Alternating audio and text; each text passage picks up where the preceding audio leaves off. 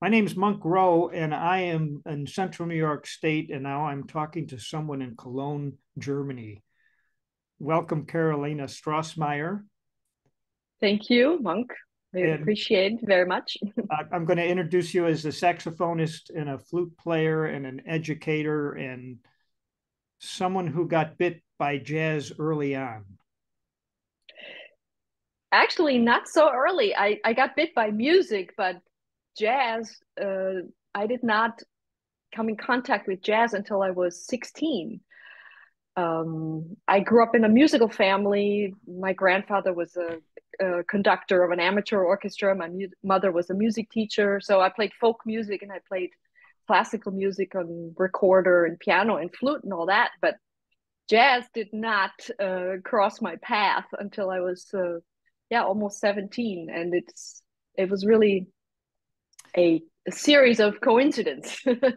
Yeah, you and I um, actually have something in common, and Tell me. it would be this person. Oh yes. Cannonball Adderley, my still to this day is such a hero. I just recently got a an invitation to perform with the Zurich Jazz Orchestra, New Bottle Old Wine, the Gil Evans album featuring Cannonball Adderley, and I am absolutely thrilled and so honored and mortified at the same time because this is such a seminal recording and such an influential recording, and to be asked to not recreate but perform it is quite a an honor, but also it's scary. Well, I want to give you a little encouragement because I was just listening to one of your videos on your website, Calling for You, and I could hear him in your sound. Thank you. That's a good Yeah, start. he's still in there. He's in my heart, and just the when I first heard him, I had no idea what jazz was. I had no idea which instruments were playing. It was really I grew up in a very small village in the Austrian Alps, and I had to commute to go to high school. And a small group of us kids, we had to be at the train station at 5:30 every morning to make it to our school, which was about an hour away. And one morning, my friend came with a bag of cassette tapes. I mean, we're talking about the 80s, right? So we're still dealing with cassette tapes. And her older sister she wanted to get rid of some of those tapes and just, dumped them on her little sister, who was my friend. And then she came to the train station in the morning with this bag, and she said, "Oh, my sister gave me these tapes, and I checked it out, but it's horrible. I don't know what it is, but I don't like it. So she just basically dumped this bag into my lap, and I thought, okay, we're gonna be on the train. I have my Walkman with me. Why not? So I just grabbed one of the tapes, and it said Miles Davis kind of blue. I had no idea who Miles Davis was. I had no idea what kind of blue was. I just was completely naive and didn't know anything about that. And I put in the cassette tape. The train started moving. It was still dark outside. It was winter time, and I pressed play, and the first thing I heard, it just blew my mind. It just blew me away. I had no idea what I was hearing, but I knew there was such a raw power and energy to it that I knew this is what I have to do.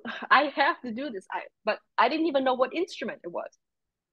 And so I went with this tape to my grandfather, and he listened to it for a few minutes, and because he was a hobby musician and conductor, I thought he would be able to tell me what it was. And he listened to it, and after a couple minutes he said, I think this might be jazz. you know so little by little, I found out more and more, until eventually I found out what I heard was Julian Cannonball Adderley on the alto saxophone. And then basically I sold my moped and bought a saxophone for it. And yeah, that was really the trajectory of my life was set. at that moment. And were you I'm were you grateful for that. yeah, were your parents curious about this bolt of lightning, and were they supportive of your chosen path? They were, until I said this is what I want to do for a living. Then they did have their trepidations. They let me go ahead, and they became more and more supportive. They were supportive of me playing music always, because that's we my everybody in the family loved music, but jazz and saxophone, yeah, that was quite a stretch for them. But once they realized just how hard this struck me, and how badly I really wanted to needed to do this, and how much I applied myself, then they they really got it. They really got that, and then they let me just go ahead and do my thing. How did you pursue hearing more jazz? Was there record stores in your town? Were there radio stations that you could find that would play? Well, it's funny that you mentioned that, but coming from such a small village, there was no record store or anything. But in the town where my high school was, there was a sort of a, you could buy anything from eyeglasses to cameras to, it was sort of a multi-purpose store, and they also had a little music department. And I guess there was not much interest in jazz LPs at the time, of course. So they sold, for like, $1 per LP. They sold off all the jazz LPs.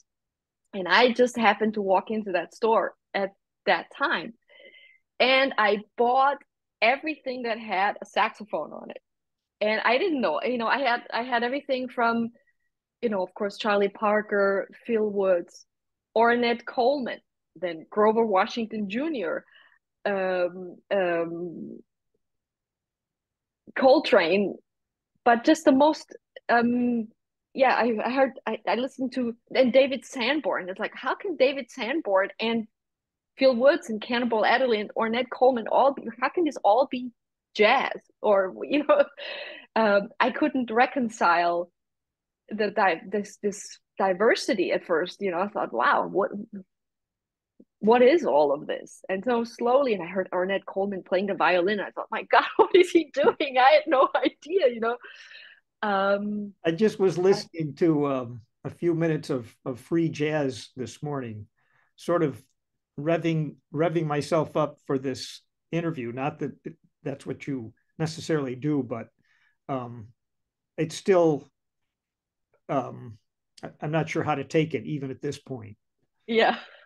Well, imagine, little girl from Austria, 17 years old, listening to that. I didn't know how to take that in either, but it did speak to me in a very powerful way, of self-expression, and a yearning and a desire to say something.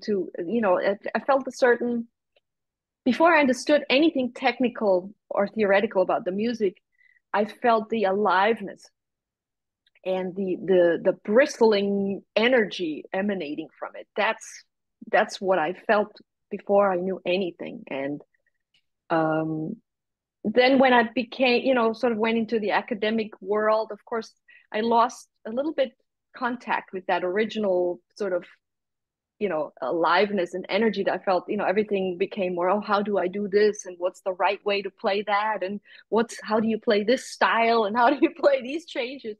It became a little bit removed from that original sort of joy and ease that I played with when I first started. But I reclaimed it. It took me some years, but I came back to that. Was part of that the jazz theory at that point? Was this like the late 80s? No, when I went to college in 91, that's Okay. 91 to 95. I studied in Graz in Austria. And then I went to New York after that.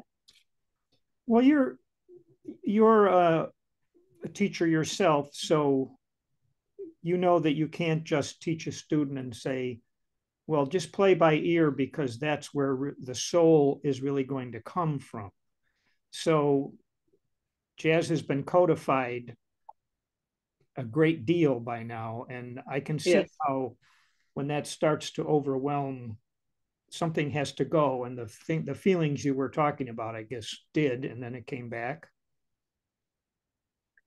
Yes, it came back, but I had to sort of liberate myself from the academic approach and from the desire to do it right, which is, of course, it's great to have those skills and to learn all of that. But there came a point when I wanted to reconnect with music on a deeper level again, Yeah. instead of doing it the right way or proper. Yeah, you've mentioned in some of the literature I've read about overcoming the desire to be perfect.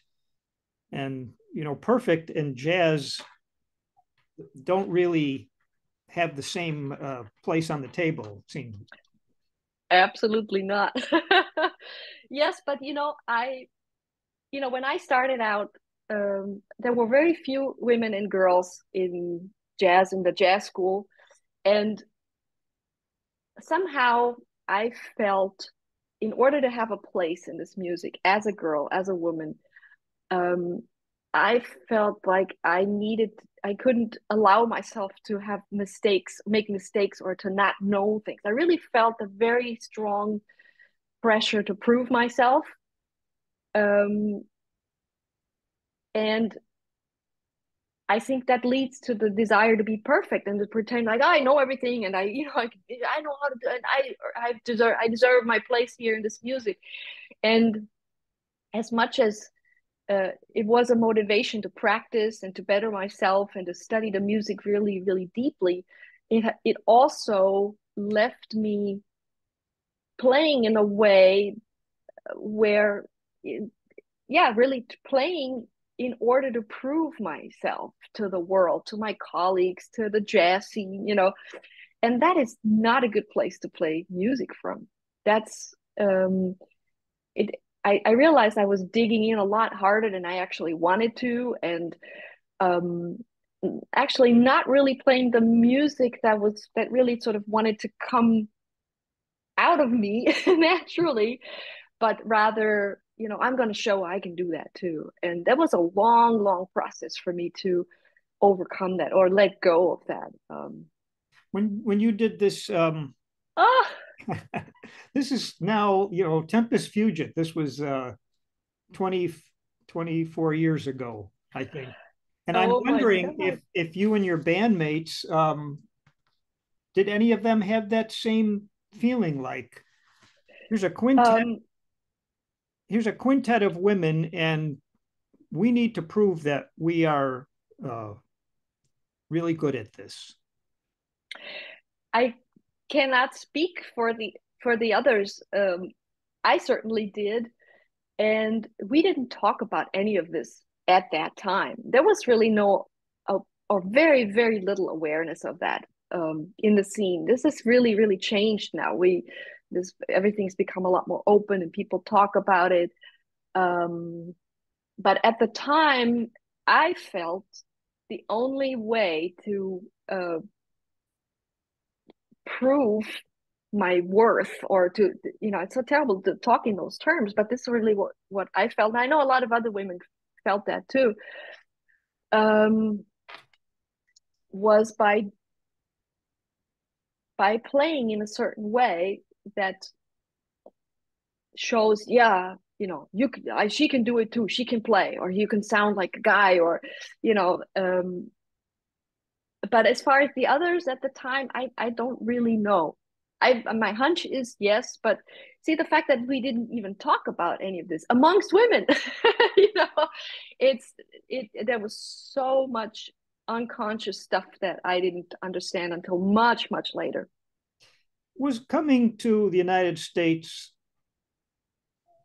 a, a foregone conclusion, or, well, if you really want to excel, that's the next step for you?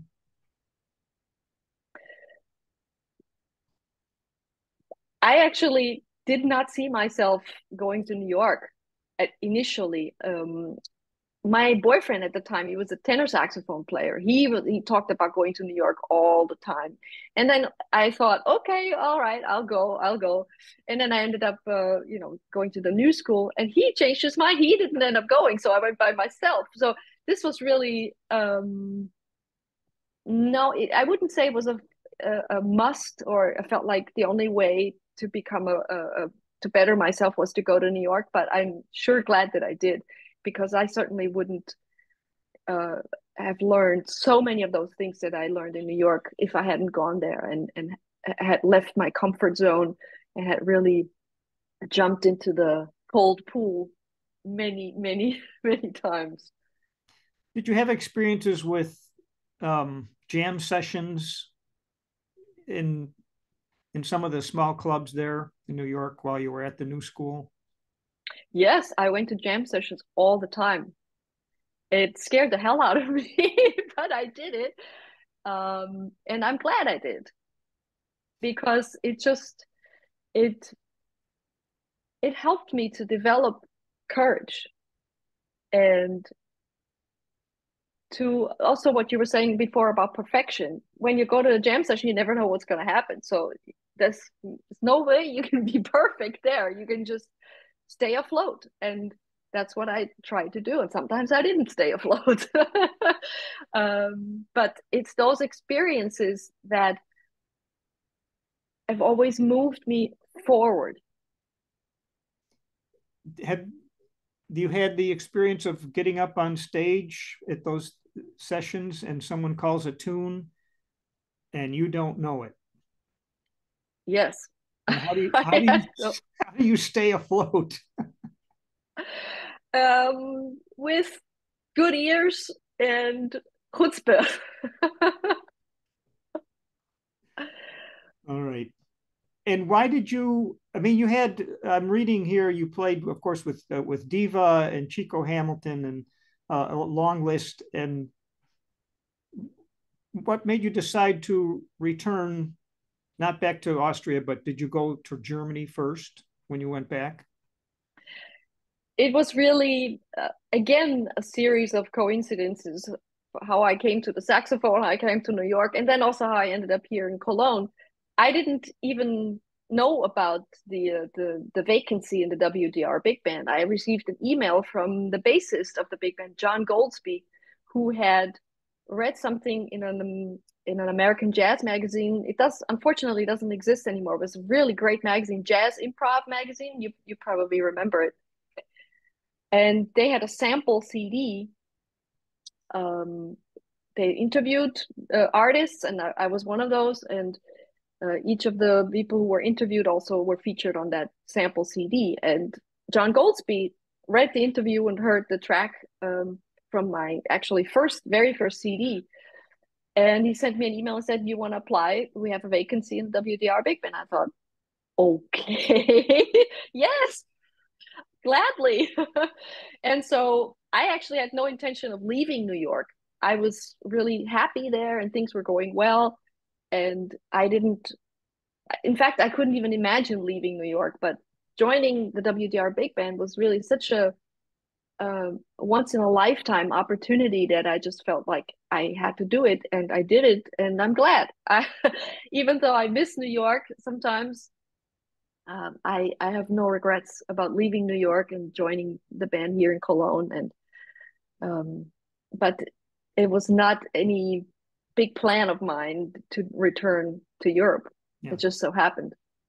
I assume that gig required some doubling, and were you prepared for that? Yes, yes, I was prepared for that.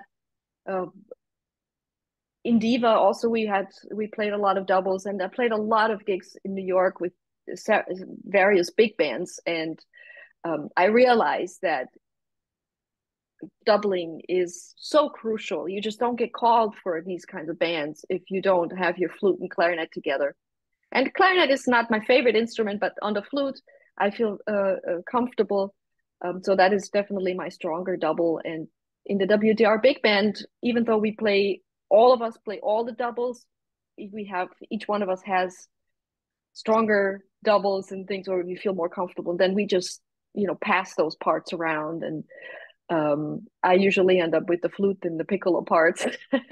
And Johan Herlen, who is the lead alto player in the WDR Big Band, he's a very strong clarinetist. So he's happy to play the clarinet parts. So we work it out amongst ourselves then.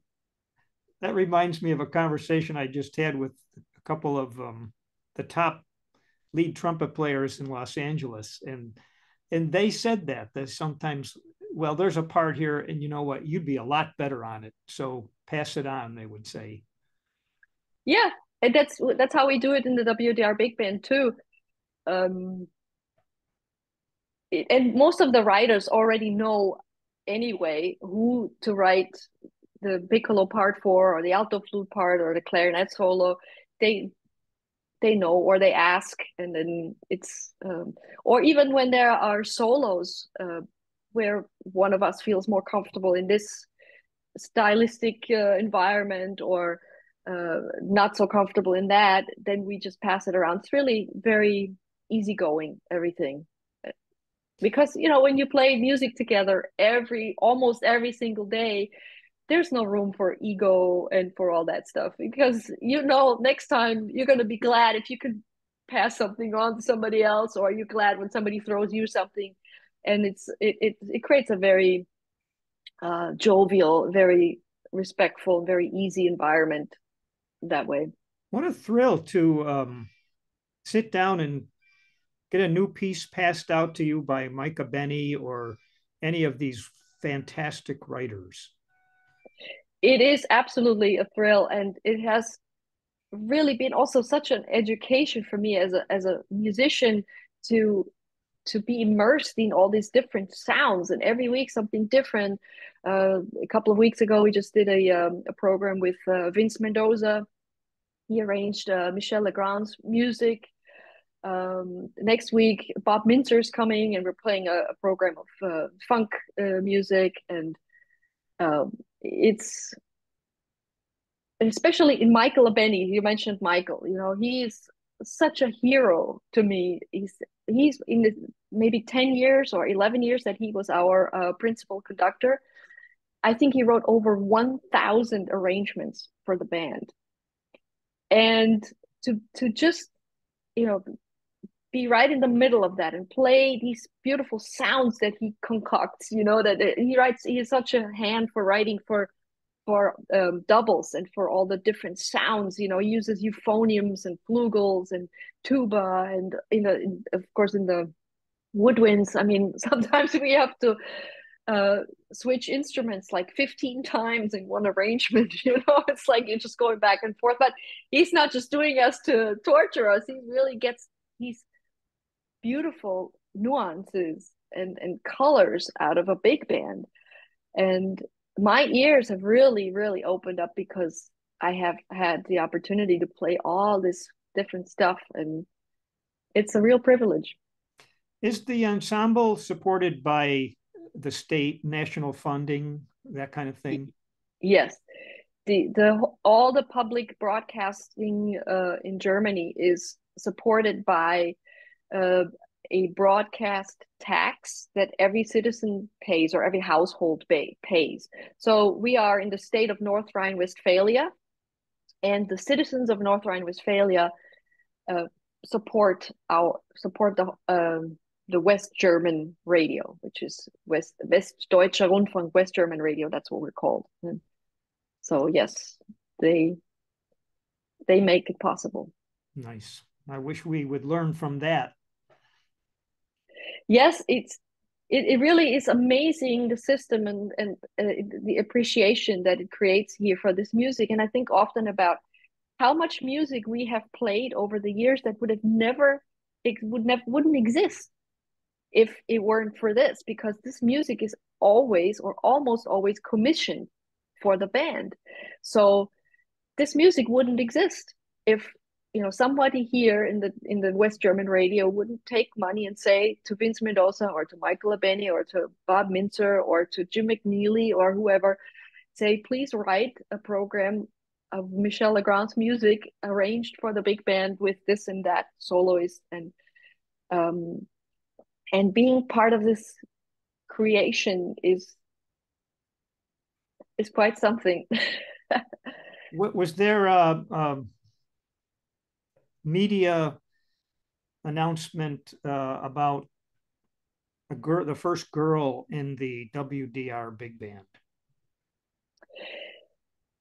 Yes, it was quite a big, um, I don't want to say uproar, but there was a lot of media interest because none of the German radio or European radio big bands had a female member at the time. This was 2004 when I joined. And yeah, it was kind of it was strange. It was a little bit similar to, I don't know if you remember that in the 90s, I think it was when the Vienna Philharmonic began accepting women Oh. because they were pressured. There were even articles in the New York Times, and it was in the WDR. This was not the case. It just so happened that I joined, and the decision was made by all the band members. This was not a decision. This is how we fill all the positions. It's really a vote of all the band members. It's not a decision of the management or of the broadcast company or anything like that. But it was kind of strange for me at first because there was all this interest, also women's magazines and the newspapers, and they all just wanted to know, well, what is it like to be the only woman in the WDR big band? And nobody asked me about my musical background. They all just wanted to know, are they nice to you, or are you allowed to play solos, or do they make jokes, or do they grope you? They just were very. It was quite sensationalist, depending on the publications, and of course that died down after a while, and it became normal and all of that, but I began to really loathe that question, like, oh, what is it like to be the only woman? And I really never wanted to deal with that because I thought, please just let me play music. I'm a person who plays music. But I realized over time that it is something unusual. It is something that interests people because they see it. They see a band of 18 people and one woman in there, and they want to know why. They want to know what is it like. And I get it. I really get that. And I've really come to embrace the question. And I've also come to embrace the opportunity that I have in this position with this visibility that I have in the WDR Big Band, not only through my musical contributions, but I've become very outspoken about being a woman in jazz. I've also founded a mentoring program for women at the university that I teach, and it's called Folkwang University in Essen. And I give empowerment classes for women there at the university, but also privately and online. And I go to different universities and organizations and give talks. And I've become very active and very outspoken about the issues of gender in jazz, which if you had told me that 5 years ago, I would have said, "Oh, please, I don't want to. I don't want to deal with it. I just want to play music." Mm-hmm. But I really come to appreciate the opportunity for change, that I can really make a contribution, and I find it incredibly rewarding and fulfilling to be able to make a contribution to this change.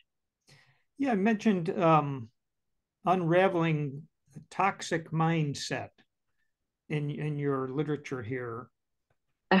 Can can you describe what a toxic mindset might be with the women that you converse with? In my personal journey, what I experienced was, of course, coming from a very conservative background, from my country, but also from my family. And I see this from a lot of women, especially still of my generation. I'm 52 now.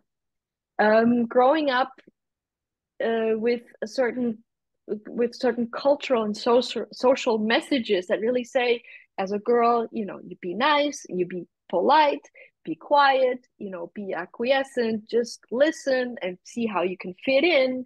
And be pretty and be pleasant, and don't rock the boat, don't create any stress, don't make any trouble, be nice and sweet. And I realized being a jazz artist is like the opposite of that. Like, how can I be sweet and cute? And I mean, I still like to think of myself that I do have sweetness, but um, the other, it's like the full spectrum of the human experience is not there if you're just always trying to like not rock the boat and not make any problems. I realized, how can I be an expressive uh, person? How can I embody the spirit of jazz if I'm concerned whether people like me or they think that I'm pretty or they think that I'm nice, So um, I realized that there's such a contradiction between my socialization as a girl, as a woman, and the music that I play. And, for instance, one thing that many women struggle, and including myself, struggled with that. I felt that in order, you're on stage and you present yourself. I felt like, that being good looking is a very important thing for a woman to or try or aspiring to that. But if you're too good looking, if you dress too much, if you dress up too much, you're not taken seriously. It creates this double bind. On one hand, um, you want to be good looking, otherwise you won't even be accepted. But if you're too good looking, you're not being taken seriously. So this creates a very, very narrow room for for operating, between, okay, being attractive so that you can even get in there, but not too attractive because then you're going to be not taken seriously. Or as a woman, for instance, I never learned how to communicate clearly and directly and just say, let's do this. I would like to do that. Can we do this? No, I don't want to do that. I mean, it's so simple, but this was so difficult for me to learn. And I still see that in girls today and also women, older women, that's so difficult. And these mindsets are very hard to overcome because they are baked into us. They are in every fiber, you know. And I'm very interested in how I can help women overcome these things. Well, thank you for that. That was very informative. I want to talk about the music that you play that I've been listening to, especially on your website. The the tunes, if I had to describe them to people, I can't think of the adjective. So I wonder if you have adjectives to describe your music. If someone came up to you at a cocktail party and you're a musician, and, well, what kind of music do you write? I love melodies. I love very simple melodies and I love beautiful harmonies. That's really, and I also as an improviser, I love melody. And even when I play free music, which I also love, I tend to want to play melody. That's always my guiding light. Um, it doesn't matter what stylistic context, even in, with the big band, I always gravitate towards melody. And I know this is not an adjective, and it's not my elevator speech for my Well, music. but we have melodious. We could use Yeah, that. yeah, melodious for sure, lyrical. And one thing I realized over the years that is really what I really want to do with music is I want to create beauty. And beauty obviously is something different to everybody. There's no one definition of beauty, but I think one thing that all ideas of beauty have in common is that they move you in some way. And I see it as my job as a musician to really dig deep and to find those things, those melodies, those little motifs, those harmonic movements that move me. And when I sit by the piano and I'll play a chord and then I play something on my horn, and I'll play around until there's something that grabs me, that just goes like, oh, okay, oh wow, okay, oh, I like this, right? And that's really my job, I see, as a musician, to really zone in, to hone into that, to say, what is it that makes me move forward in my chair and say, what is that? Wow, I like that. I like that. So it unearthing what it is that I like, that makes me feel good, that feels beautiful to me. And that's what I want to bring forth. That's what I see as my life's work, in music, to create my definition of beauty, that in the hopes that it moves other people too. That's sort of what I was going to try to ask. When you're sitting and composing, or when you're in the middle of an improvisation, are you aware of the audience? And maybe I could say, are you playing for the audience or are you playing for yourself? Both. Um, Maybe I can start by saying, when I first started out as a musician, I was definitely playing for myself.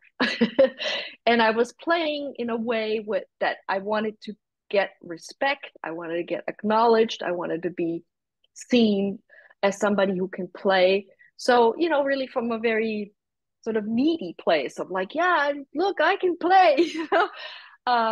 So but I was playing for myself. And over the years, as I've grown as a human being, um, I have discovered that giving with music is a great privilege. It is an experience that we can give people.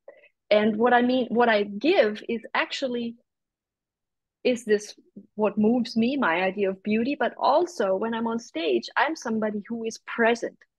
I'm present for the music and for the people in that moment. And that's really at the center. It doesn't matter the notes, it doesn't the style or this or that. It is, am I here? Am I really here? Am I really present for this? And that is a gift. And that's a gift to myself, because I feel really great when I can play from that place of presence and aliveness, and I can be relaxed. I can trust the music. I can let the music evolve. I can really delight in what the other musicians are playing. Um, and I've seen the reaction of people who come to my concerts over the years. The biggest compliment you could give me when I was maybe 25 or 30, yeah, man, she can really play. The girl can really play. Can you see how, she can really, tear it up, the kind of, man, she was really shredding those rhythm changes, or she sounds like a guy when you close your eyes, right? Those was like, oh yeah, that was just like my ego was like, thank you, thank you, thank you. And now the biggest compliment, or the most beautiful thing that I can get after a concert or during a concert from people, is when I see that they close their eyes and they relax their face and their head just sort of moves back a little bit into the side, and they begin to connect with themselves and the music and the present moment. And when I see that, then I know I'm doing it right. And that to me is really, this is what I get back when I look out into the people, and there's a certain softness in their face. Maybe a slight smile, or there's a wonder in their eyes, where they just see like, wow, they're filled with something pleasant, so a pleasant feeling. And by that, I don't mean like playing what the people like, I don't mean that. I mean really what I like. And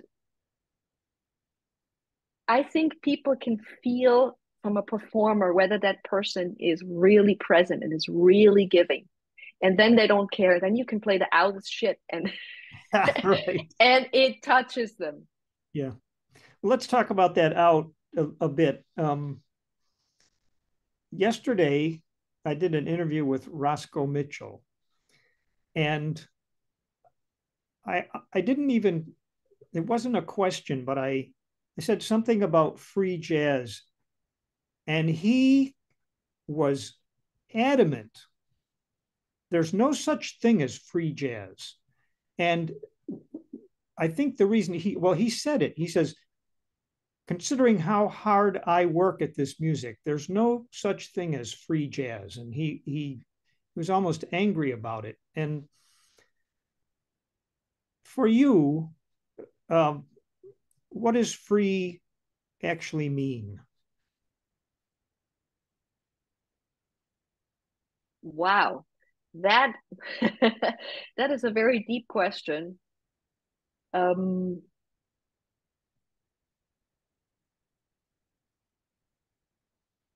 wow, I'm not sure how to answer that. That is such a wide question. Um, because if I say, okay, we free means we're not playing a tune or we're not playing over a structure, but that's actually not true either, because while I'm playing free music, I in my head I create a structure and I create something. I create, it's just a spontaneous structure that I play off of. Um, Well, I can't answer it. I wish I could. How did he answer I it? can't answer it either, but I've noticed I'm not necessarily a person who's listened to a great deal of it, but going back to Ascension and some of the music I listened to that Mr. Mitchell had recorded, that it seemed like you have to be careful with generalities, in music, but it seemed like the majority of free jazz, for one thing, did not have a steady tempo, especially from the drums and bass. In other words, we're freeing ourselves from that role that we normally play. I guess we're freeing ourselves from playing, from doing these things like playing rhythm, playing melody, playing harmony, in that certain way, but we still use time, we still use rhythm and melody and harmony, but just not in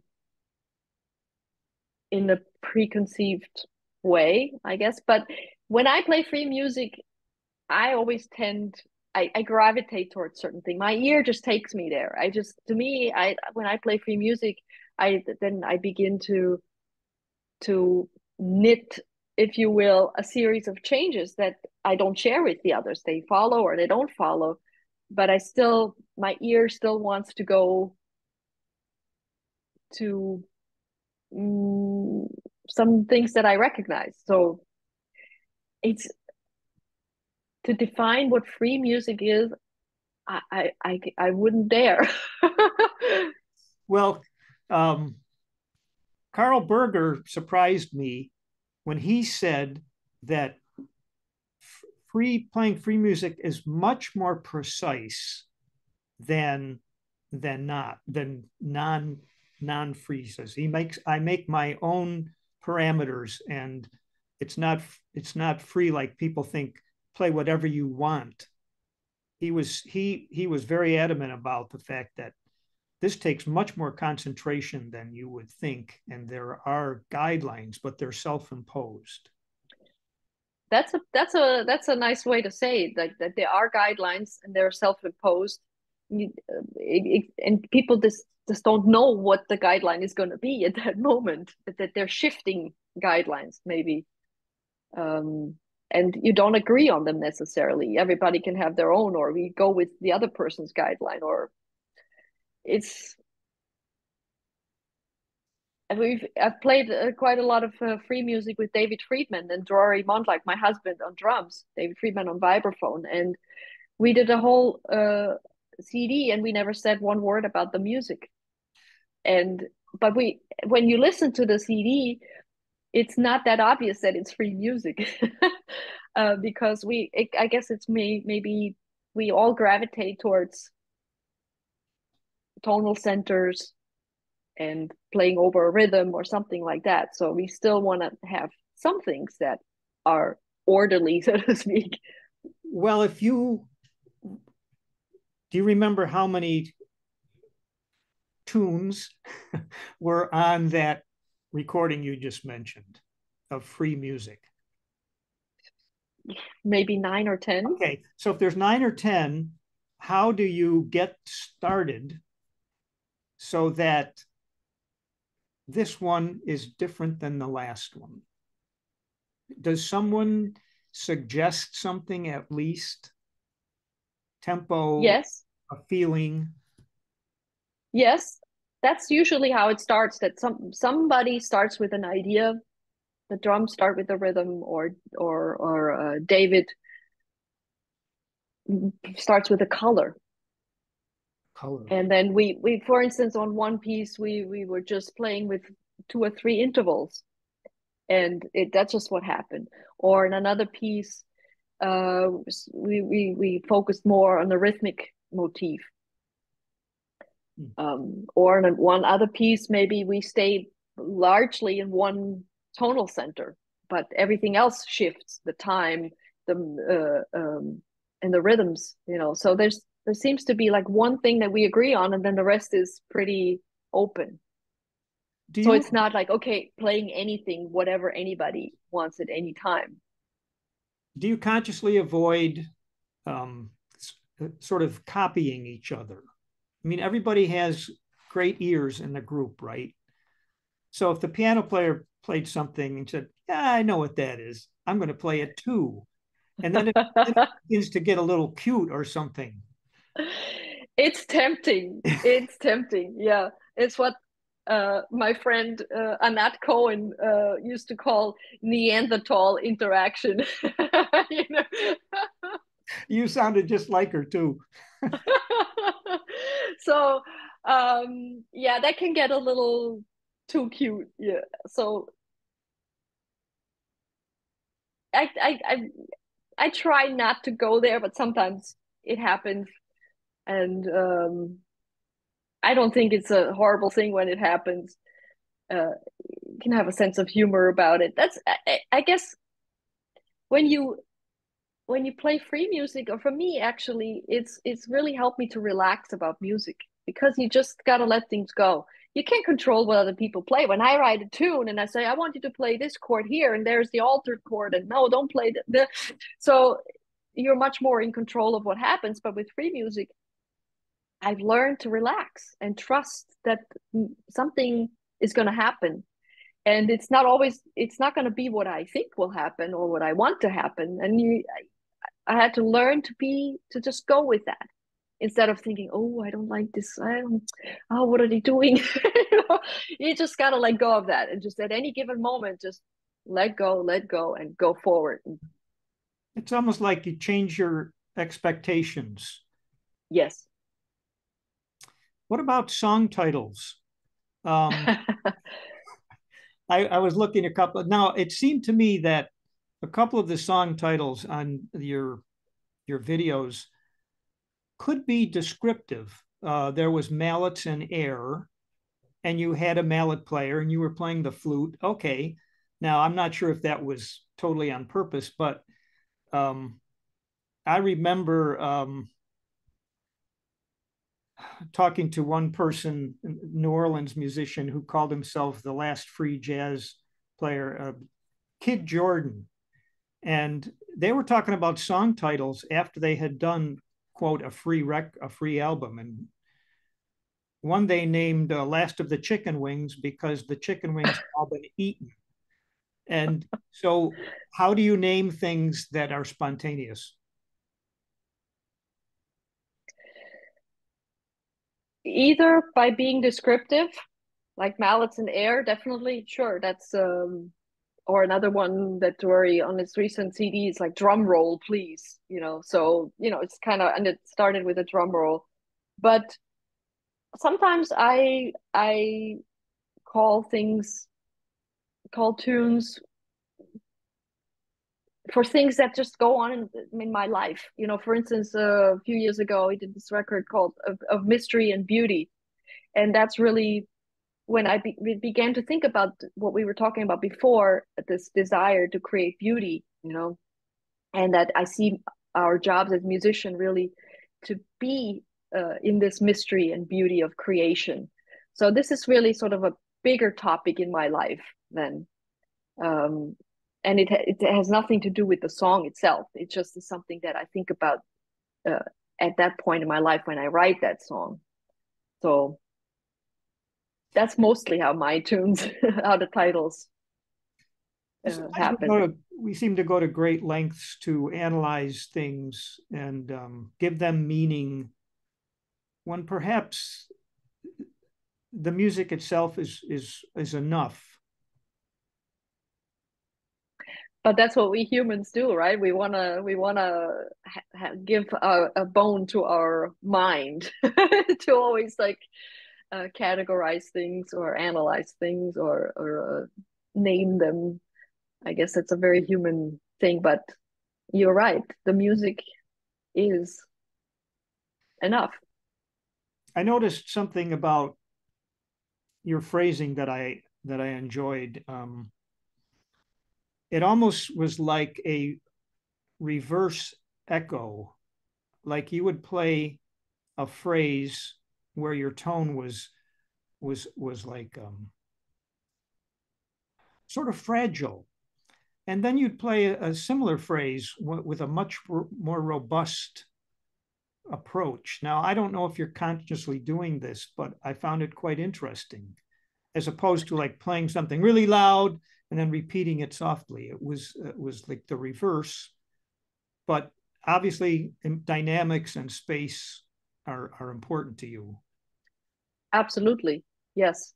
And also just I'm curious about the nuances of the instrument, really. And I try to also um, um, excavate these different sounds within one phrase, like playing a long phrase and having dynamics within that phrase.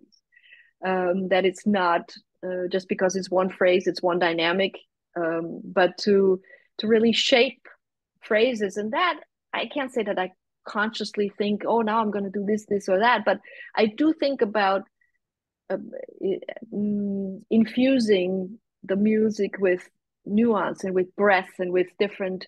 I guess it's um, sort of waves, that it's not just. Uh, I love bebop. This is the music that that really drew me to jazz initially. But when I play bebop, which I don't do much anymore these days, but when I do play bebop, I miss a little bit sort of the dynamics within that, or at least how a lot of players play that. So in my music, I like to have a little bit more, sort of waves of dynamics and contrast and um, the different colors also of my instrument that I can extract. Are you able to not allow irrelevant thoughts to come into your head while you're playing? um, That sounded almost like a backward question or something, but no, uh, I understand. I have spent a great deal of time um, learning how to deal with those thoughts that come up, especially for me, the first, whatever, 10, 15 years of playing, the thoughts were really just distracting always. Thoughts like, oh, shouldn't you play a little bit? Shouldn't you push more or play more or come on, oh, what did you play now? Sort of those critical thoughts that come in. And I have learned over the years to have a different relationship with these thoughts. I realize that thoughts, they are always going to come up. I can't shut them off. When you play a concert and you play for 2 hours, you're not going to be able to have no sort of irrelevant or distracting thoughts. And I've learned also through meditation and yoga to sort of let these thoughts come and go and not hang on to them. It's the relationship with the thoughts that has changed. Not that I have thoughts or don't have thoughts. I have thoughts all the time, but I have learned to not sort of go down the rabbit hole. And I've learned to just hear the thought and just refocus coming back to the music. Like in meditation, when you focus on the breath, and every time a thought comes, I sort of let the thought go and I return to the breath. And in music, I try to do the same thing. That's been super helpful for me. Excellent. Couple more questions. We've been at it for a while. Do you have female women students at the university? I do. I Excellent. do. Quite a few. Yes. I hear that. What are there one or two things that you really demand that they absorb and are able to do or to know about before they graduate?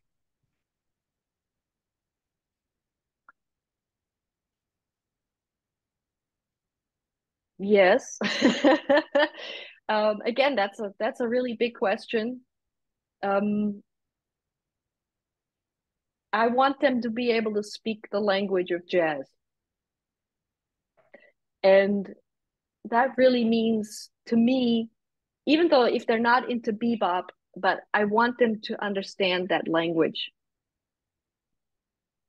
And if they can't really, and I wish they could all really execute it and all really play it and be fluent in it, uh, and that they are excited about it. But it's such a, it's at the core of whatever music or improvised music we're going to end up playing. But the the language of Charlie Parker to me is just so central, that I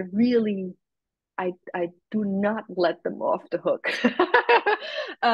Even when they try, they can pull out all the tricks, uh, trying to distract me. But I really try to get them excited about that, and most of the time, I manage to. That doesn't mean they end up being able to play like that, but understanding how this language works. Did your grandfather live long enough to see your success? No, unfortunately not. No, I think about that sometimes. Yeah. How about your father? How about your parents? My father's still alive. He's turning 86 tomorrow, Oh, all and right. he's still going strong. We actually still go hiking together a lot. My mother, unfortunately, she passed away in 2016. But she really has been the my musical um, guide, really, in my life. She was also music. She was a music teacher, and she was the one who got me started on the recorder and piano lessons. And her love for music and for the arts really lives very strongly in me, and I'm very thankful for that. And even though both my parents don't understand anything about jazz really, but they would come to concerts. And over the years, I think they've um, acquired a little bit of a taste for it. But it's still, my father is definitely, a Beethoven, Mozart, Mahler, Bruckner kind of guy. But um, I love the anecdote that you wrote about your father conducting the Vienna Philharmonic with headphones. yeah, that's one of the first memories I have as a kid, and seeing my father sort of air conducting the Vienna Philharmonic. And my father is such a down to earth person. He's a retired forest ranger, and to see him, like so filled with passion for the music, and he looked like Karajan, conducting. Um, that really left a deep. It really impressed me deeply to see him. Like I thought, wow, this music, how if he can move my father like that, that's really got to be something very special. And um, yeah, Speaking about moving music, I wonder if you've heard Cannonball's live version of Somewhere. I think so.